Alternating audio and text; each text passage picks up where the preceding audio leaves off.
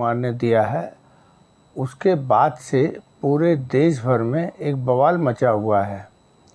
और यह बवाल इस बात से मचा हुआ है कि वो जनसंख्या को लेकर विधानसभा में कुछ बात कह रहे थे और उन्होंने जो सत्य था, बिना किसी आवरण के सत्य को सीधे सीधे सदन के सामने परोस दिया। उससे एक बवाल पैदा हो गया और पूरे देश में आज चर्चा का विषय बना हुआ है कि बिहार के मुख्यमंत्री नीतीश कुमार ने महिलाओं के बारे में अभद्र भाषा का उपयोग किया है। निश्चित रूप से मुख्यमंत्री नीतीश कुमार को भी अपनी गलती समझ आई और उन्होंने तुरंत माफ़ी मांगी और अपनी स्वयं निंदा करते हुए उससे किनारा करने की कोशिश की।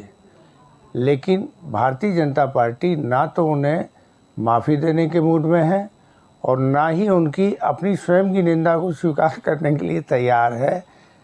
और यह माना जा रहा है कि इस महिलाओं के मामले को लेकर अब भारतीय जनता पार्टी नीतीश कुमार को ज़बरदस्त तरीके से घेरने की तैयारी कर रही है और इसका देशव्यापी आंदोलन चलाया जाएगा। और इस आंदोलन के तहत नीतीश कुमार के साथ साथ इंडिया गठबंधन को भी घसीटने का प्रयास होगा। राजनीति में और राजनेता जो करते हैं उसके पीछे कई बातें पर्दे के पीछे होती हैं। जो विधानसभा के सदन के अंदर मुख्यमंत्री नीतीश कुमार जी ने बोला, निश्चित रूप से उन्हें सदन के अंदर इस तरीके से सत्य को सीधे सीधे नहीं बोलना चाहिए था। उसके लिए उन्हें और भी शब्दों का आवरण पहनाना था और वो पढ़ी लिखी महिलाओं की तारीफ़ कर रहे थे कि जो महिलाएं पढ़ लिख गई हैं उनके कारण जनसंख्या नियंत्रित हुई है।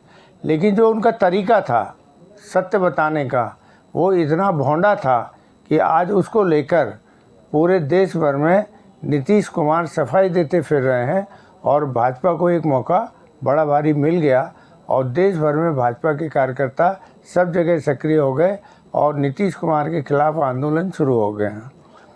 इसके पीछे की जो वजह बताई जा रही है कि बिहार में जाति जनगणना कराई गई थी, उसके आंकड़े बिहार विधानसभा में रखे गए और कल ही 75% आरक्षण देने की घोषणा मुख्यमंत्री नीतीश कुमार ने बिहार में की थी।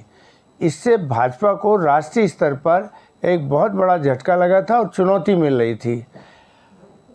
वो सोचते समझते इसके पहले ही एक मौका नीतीश कुमार ने उन्हें खुद दे दिया कि विधानसभा में महिलाओं के बारे में जो उन्होंने बोला, और एक हिसाब से ये कहना चाहिए कि उन्होंने एक मुद्दा भारतीय जनता पार्टी को सौंप दिया कि वह उनके आरक्षण वाले मामले को जो वो लीड लेने जा रहे थे वो लीड उन्होंने एक हिसाब से ख़त्म कर ली है। राजनीति में ये सब चलता रहता है, लेकिन सत्य को सत्य की तरह नहीं बोला जा सकता है और समय आने पर माफ़ी और निंदा को भी सामने वाला स्वीकार करेगा या नहीं करेगा यह तय नहीं माना जा सकता है। नीतीश कुमार ने तो परिपक्वता का परिचय दिया और एक अच्छे कुशल राजनेता के तहत उन्होंने बिना बट किंतु परंतु के माफ़ी मांग ली और अपनी स्वयं की निंदा भी करी। निंदा कोई दूसरा करे अलग बात होती, लेकिन निंदा उन्होंने अपनी स्वयं की करते हुए और उस कृत्य से माफ़ी मांगी। लेकिन भारतीय जनता पार्टी उन्हें माफ़ी देने के मूड में नहीं है और आरक्षण को लेकर जो उन्होंने एक लीड ली थी वो इस महिला आरक्षण में उसी में वो अब उनकी लीड ख़त्म हो जाएगी और सारे देश में आज जो बात होगी वो नीतीश कुमार के महिलाओं के बारे में किए गए अपशब्दों के बारे में ही बात होगी। लड़ाई है, राजनेता और राजनीतिक दल लड़ते रहते हैं और समय समय पर इसी तरीके के परिणाम सामने देखने को मिलते हैं। सादर धन्यवाद।